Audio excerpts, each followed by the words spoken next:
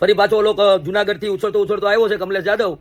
તો કમલેશ જાદવ નમસ્કાર મિત્રો, વિડીયોમાં તમારું હાર્દિક સ્વાગત છે. મિત્રો, અત્યારે સુરાપુરા દાદા ભોળા કે જેમનો હાલમાં ખૂબ જ વિરોધ થઈ રહ્યો છે અને મિત્રો વિરોધ કરનાર બીજું કોઈ નહીં પરંતુ કમલેશ જાદવ છે. મિત્રો, કમલેશ જાદવ દાનબા બાપુને એમ કહે છે કે જો તમે તમારા ભોળાનું એક પરચો મને બતાવો તો હું તમને 5 કરોડ રૂપિયા અને આખી જિંદગી ભોળાની સેવા કરીશ. મિત્રો, સુરાપુરા દાદા ભોળાના પારખા ના હોય. સુરાપુરા દાદાના અનેક પરચા છે. મિત્રો, જે કમલેશ જાદવનો વિરોધ કર્યો છે જેનો નાગરાજ પટેલે વળતો જવાબ આપે છે. મિત્રો, વિડીયોમાં બન્યા રહેજો. અમે તમને નાગરાજ પટેલે શું કીધું તેનો આખો વિડીયો બતાવશું. મિત્રો, અત્યારે કળિયુગ જ્યાં સારું કામ થતું હોય છે ત્યાં વિરોધ તો થાય જ છે. મિત્રો, દાનબા બાપુ એમ કહે છે કે હું કોઈ ચમત્કારી નથી.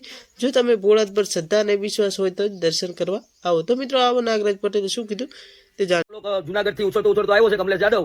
તો કમલેશ જાદવને એટલું જ કહેવાનું, આ મારો વિડીયો એના લગી જરૂર પહોંચાડજો. જેને સુરાપુરા ધામવાળા દાનબા બાપુનો વિરોધ કર્યો છે ને, તો ભાઈ જો તારે વિરોધ કરવો હોય ને તો હું વિડીયો પોસ્ટ કરું છું, આ કેન્સરવાળા બાબાનો વિરોધ કરી લે, બરોબર? પછી દાનબા બાપુનો વિરોધ કરજે. ચોખવટ કરી દઉં, કોઈ ધર્મના ડેરાનો મને વિરોધ નથી. ઓનલી આ કમલેશ જાદવને કહેવા માંગુ છું કે જો તારો વિરોધ જ કરવો હોય ને તો બધા જ ધર્મના જે ડેરા છે ને ત્યાં બધી જગ્યાએ જા. ખાલી એક હિન્દુ ધર્મના જે ડેરા છે ત્યાં જ જવાની વાત ન કર. અને 5 કરોડની વાત કરસ, તારી ચડ્ડીની ઓકાત નથી. અને સરકારના કયા ફાયદા લઈને તું મોટો થયો છે ને નાનપણથી, હું કહેવા માંગુ છું વિચારી લે, સમજી જા. તું સમજદાર છો.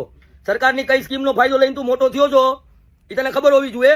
તારી ઓકાત નથી અને ઓકાતમાં રહીને વાત કર, બરોબર છે? અને પેલા બાબા કઈ કેન્સર કઈ રીતે મટાડે છે, આંધળાને જોતા કઈ રીતે કરે છે, ત્યાં બધું તારું રિસર્ચ કરી આવ, બરોબર છે? અને પછી આ દાનબા બાપુ પાસે આવજે. સતના બારખા ના હોય, વિખાઈ જઈશ.